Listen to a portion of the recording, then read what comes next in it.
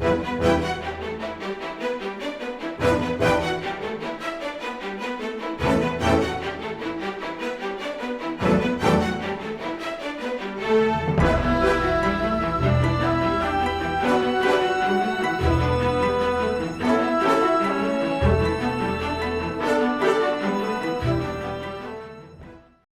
everyone, it's part 2 of our tournament recap video series. 8 more great matchups for you. Something we didn't talk about last week is the way the Swiss stage works. Each player has one ban and one pick from the map that you see on maps that you see on screen, and then the neutral third map or the final map, the fifth map that they don't pick will be map one. Loser then goes to their map on and on until all 3 games have been played.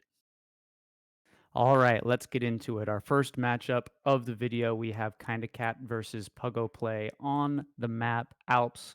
Pogo Play playing Sweden here versus Kinda Cat's Haudenosaunee. Game starts relatively even until Sweden gets this huge cav raid. Sweden not really known for their cav, but I do believe they are underrated units in Sweden's roster. This cav raid ends up snowballing. Haudenosaunee has to take some bad engagements after that to try and get Sweden on the back foot, but Sweden age 3 versus Haudenosaunee age 3. I'll take Sweden age 3 every single time.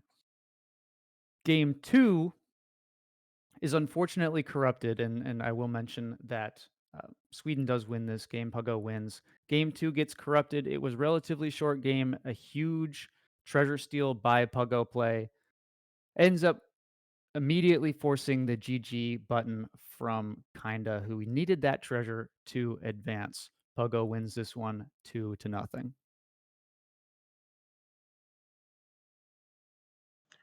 Next matchup is Gideon versus Remix, and shout out to TFL for all the clips of this matchup.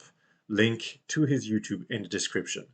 Gideon tries an outlaw rush and gets crushed by Remix in game 1. In game 2, Gideon decides it's time to win and just Baja revolts to victory against an unprepared Germany, and the filibusters takes the win, even though he still had the 10 filibusters in the town center by the end of the game. Game 3 out of things, but Gideon takes the win. All right, Duna. My next matchup is Julian versus Popo Lim 1. This map is on Painted Desert, and just watch this fight. This fight, it tells a story of who wins. It's just absolutely glorious. Excellent micro from Popo Lim. He wins game 1. Game 2, Popo Lim decides to take a different approach, and Howard rushes an Ottoman player. And if you take a look at the mini map, you will see it didn't quite go as planned. Ottoman is just going to do uh, bottom end things and sit around on 3 or 4 or 5 TCs and boom out of his mind and take the macro. Does not matter how much better the micro is from Popo Lim. You're just not going to out resource Ottoman when he's got that much map control. Game 3, Wallachia now. Popo Lim goes back to the barrel with the Howd rush against Spain. Spain is able to fast fort underneath the pressure and just completely wipe the rush. Howd is really unable to do anything else beyond that. Spain pushes on and wins. Game 3, Julian takes this one 2-1. Next matchup is Mclean versus Potato. Potato with a, let's say, original build, pulling up all of his coureur de bois and making Royal Musketeers with the native allies, Bourbon native allies on Alps.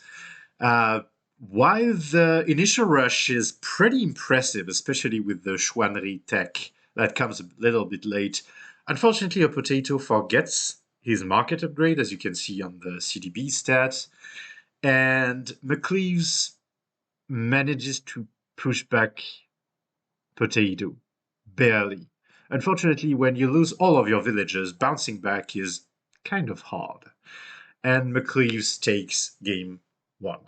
On game 2, Mcleaves uses Aben to continuously heal his artillery, and the results are amazing.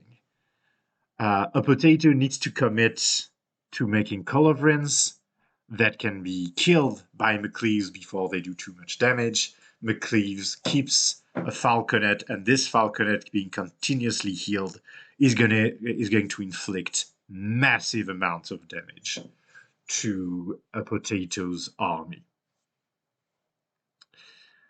This fight goes on,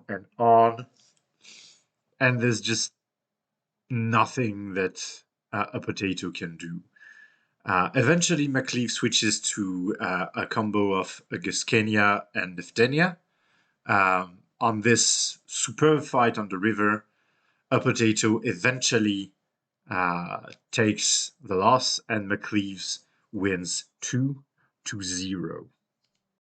Our next matchup is Parallel Fifth versus Schatzjäger.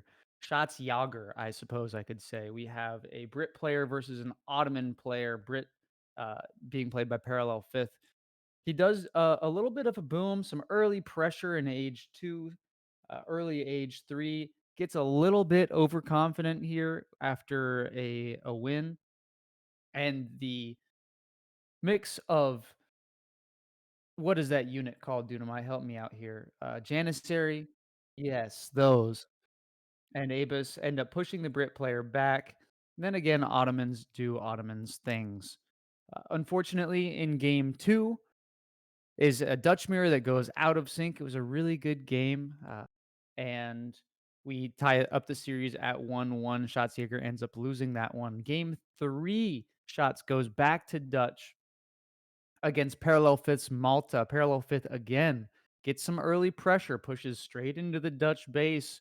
Uh, Very concerning for the Dutch player. Gets him to the point where Dutch is kind of on the back foot. If things go the right way, then Malta's going to win this. Unfortunately for Malta, the reinforcements show up on time in the face in the uh, form of a bunch of Reuters and falconets. Dutch ends up pushing back, takes down the fixed gun, takes down the fort, and Schatzjäger wins this one 2-1.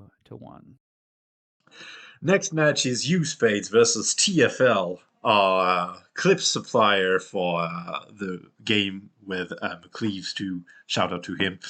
Spades does a Pirashiki rush against the one civ that can counter it in H2 Mexico, namely with the Central America Revolt. One Culverin takes care of the two Falconets. A Falconet that will pop eventually takes care of the Royal Alabarderos. And unfortunately, the all-in strategy, that is the Piroshiki FF, is countered, and General Spades takes the loss, TFL 1-0. On game 2, General Spades counterattacks, and a beautiful Swedish micro makes sure that one Falconet stays up and pressures Dutch until eventually Dutch cracks under that pressure. Hussar are all over the place, raiding villagers. Dutch collapses. General Spades takes the win, 1-1 for General Spades. On game 3, General Spades, as Japan, goes for a bit of greedy water play against TFL with Aztec. Aztecs decides that economy is great, but having zero military and villagers is bad, and rushes the hell out of Spades, and TFL takes the win 2-1. Yeah, I got a little bit too greedy in that game 3 against an Aztec that is known to rush. But anyways, on to Iwo Iwo versus VIndian. Game 1 on Wallachia is a house of mirror. Iwo Iwo does a very good job taking only engagements that he knows he can win, and does that constantly every game, backing off when he needs to, attacking when he needs to, despite some units getting trapped by some bad uh, unit collision. He ends up just slowly, methodically taking over the game, and this, I believe, is the last fight before Iwo takes game one. Game two, Iwo moves over to Ethiopia. VIndian goes to Lakota, which he is pretty well known for playing.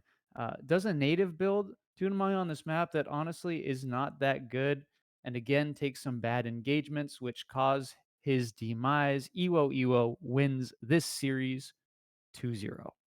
The last match of the Swiss stage round one, week one, is Colonel Sanders versus the Candyman. Colonel Sanders using Mikwak and Fisherman to do a gigantic water boom, which nets him 83 villagers at 18 minutes. Colonel Sanders, despite being a very economically focused player, just cannot hold the tide and eventually cracks under the pressure. In game two, the Candymans this time applies early pressure by doing an Agra 10-10 Sepoy rush, and eventually Sanders is boxed in and is completely out of natural resources. Unfortunately for him, Vignacourt was one of the cards he sent, so he gets more and more behind, and unfortunately he has to resign, and the Candyman wins 2-0. We hope you enjoyed this recap of the week one of the Sunbros tournament. If you liked what you saw, give a like, subscribe, do all the things. If you want to follow the tournament in a more live format, you can do that by joining the Age of Sunbros 3 Discord. Link is going to be in the description down below. And also, we've got a lot of fun people there, content, stuff happening all the time. So go ahead and join. We are putting together week 2 and week 3 as we speak. So those recaps will go up live soon. And comment your favorite game down below. Thank you guys for watching. We will see you in the next one. Peace out.